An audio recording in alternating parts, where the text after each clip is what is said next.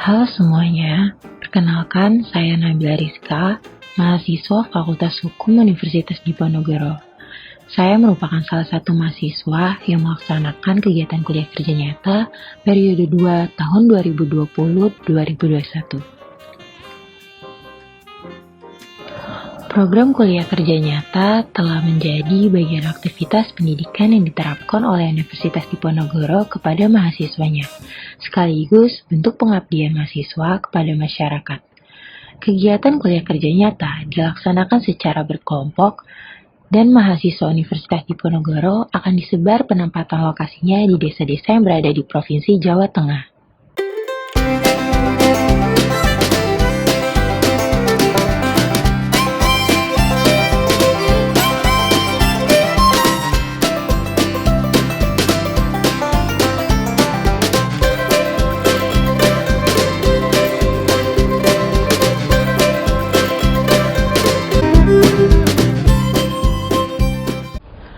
Akan tetapi, sejak pertengahan tahun 2020, lokasi kuliah kerja nyata disesuaikan dengan tempat tinggal atau lokasi dari masing-masing mahasiswa dan dilaksanakan secara individu di daerah tempat tinggal masing-masing.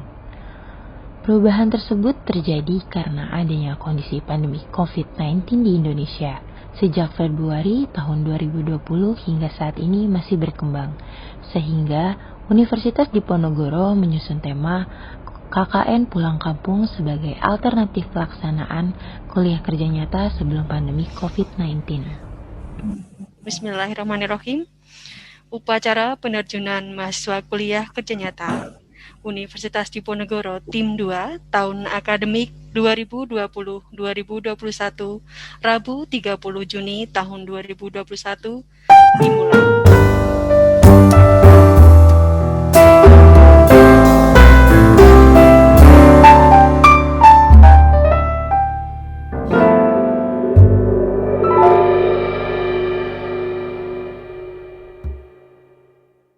Pelaksanaan kegiatan kuliah kerja nyata berlokasi di Kelurahan Kebun Melati, Kecamatan Tanah Abang, Kota Jakarta Pusat.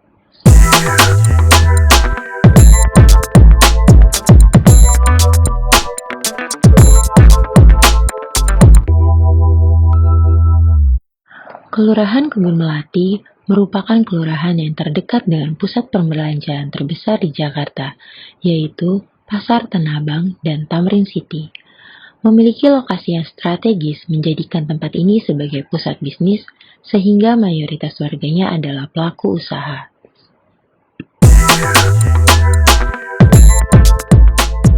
Kemunculan COVID-19 memiliki dampak buruk terhadap usaha dan persaingan tenaga kerja.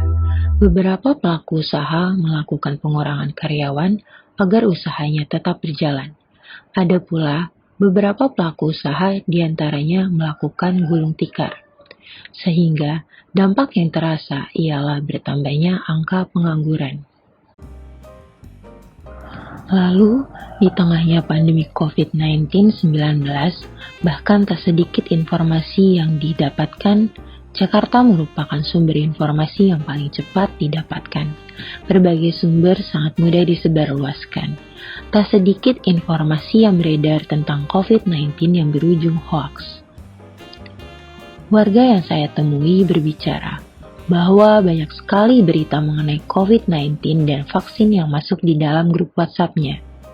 Tidak hanya itu saja, banyak warga di Kebun Melati, RT 08 RW 013 yang merasa resah dikarenakan berita hoaks mengenai COVID-19 dan vaksin yang mereka temukan di sosial media seperti Facebook, WhatsApp, dan lain-lain.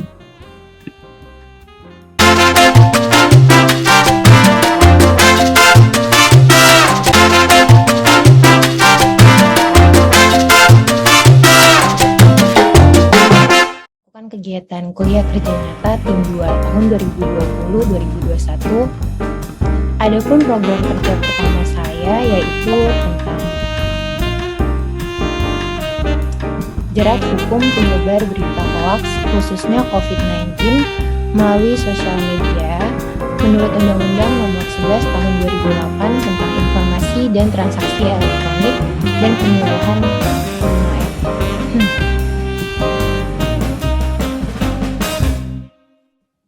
Hati-hati saat menerima broadcast, kenali hoax. Hoax seringkali tercatat 1.733 isu hoax mengenai COVID-19 dan vaksin corona. Sumber berita ini saya dapatkan dari kominfo.id. Terupdate-nya ini di bulan Juni. Jadi ada contoh di sini hoax mengenai vaksin. Dan media sosial termasuk dalam tindakan hukum yang diatur dalam Undang-Undang Nomor 11 Tahun 2008 tentang Informasi dan Transaksi Elektronik, di mana di dalam undang-undang tersebut dinyatakan setiap orang yang sengaja menyebarkan berita bohong dan menyesatkan yang mengakibatkan kerugian konsumen dalam transaksi elektronik bisa dikenakan pidana penjara paling lama 6 tahun atau denda maksimal 1 miliar. Dan berita hoax, yaitu yang pertama ada cek sumber informasinya, hindari hanya membaca judul, lalu waspadai bias pemikiran sendiri, cek dengan pemeriksaan fakta. Yang kelima ini periksa bukti pendukung. Sekarang pemerintah juga lebih memperhatikan untuk berita hoax ini, khususnya mengenai COVID-19. Jadi berita-berita yang mengenai hoax ini, mengenai khususnya COVID-19 ini bisa dicek melalui website pemerintah sendiri. 5M. Memakai masker, mencuci tangan, menjaga jarak, mobilitas, menjauhi kerumunan. Protokol kesehatan 5M ini sangat penting dikarenakan keadaan pandemi COVID-19 yang semakin meningkat, walaupun saat ini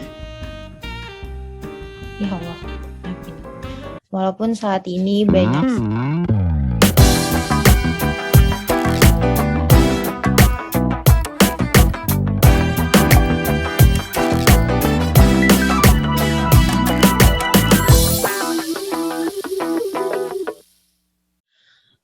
adapun program kerja kedua saya mengenai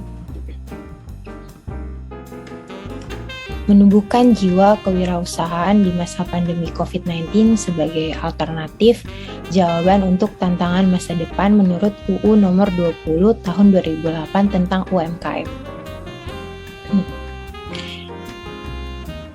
Adapun kebijakan pemerintah terhadap UMKM di masa pandemi COVID-19 ini. Apa itu UMKM? UMKM menurut Undang-Undang Nomor 20 Tahun 2008 merupakan usaha ekonomi produktif yang berdiri sendiri dan dilakukan oleh perorangan. Atau kriteria UMKM menurut Undang-Undang Nomor 20 Tahun 2008 Pasal 6 tentang UMKM, yaitu yang pertama mikro. Usaha mikro ini terdiri lebih dari 4 orang, kurang dari 4 orang, pemasukannya itu hingga 50 juta, per tahunnya itu 300 juta. Yang kecil menjadi salah satu usaha yang mudah atau diminati banyak orang. Yang ketiga ini usaha agribisnis. Usaha agribisnis ini memang terdengarnya sangat tidak mengenali taktik pemasaran digital, yang dimana menggunakan sosial media sebagai platform utama mereka untuk membrandingkan barang-barang mereka melalui seperti Facebook, ekonomian. Ya, peran UMKM ini sangat berpengaruh sekali dalam perekonomian kita pada saat pandemi COVID-19. Kenapa? Karena mereka, UMKM ini dapat membantu para PHK ataupun pengangguran, lalu melampirkan SKU jika tempat usaha dan domisili berbeda, tidak sedang menerima kredit pembayaran dari bank atau KUR. Lalu jika semuanya sudah lengkap, bisa diajukan melalui kelurahan, lalu nanti kelurahan bisa memproses itu semua. Terima kasih kepada Mbak Nadila telah memberikan tahu tentang hoaxnya COVID-19. Saya banyak mempelajari tentang pemberitaan yang bohong, benar, dan baiknya. Halo, nama saya Aisyah. Saya merupakan salah satu peserta dari penyuluhan yang dilakukan oleh Mbak Nabila Rizka. Nah, sebelumnya saya terima kasih banyak nih ke Mbak Nabila karena sudah memberikan penyuluhan mengenai pemberdayaan UMKM. Saya sendiri sebagai pendiri dari salah satu usaha online shop yang merupakan salah satu jenis UMKM yang bergerak di bidang online. Dari penyuluhannya Mbak Nabila saya mendapatkan banyak banget insight dan saya bersyukur banget karena Mbak Nabila sudah memberikan saya banyak pengetahuan baru. Terima kasih, semangat Mbak Nabila.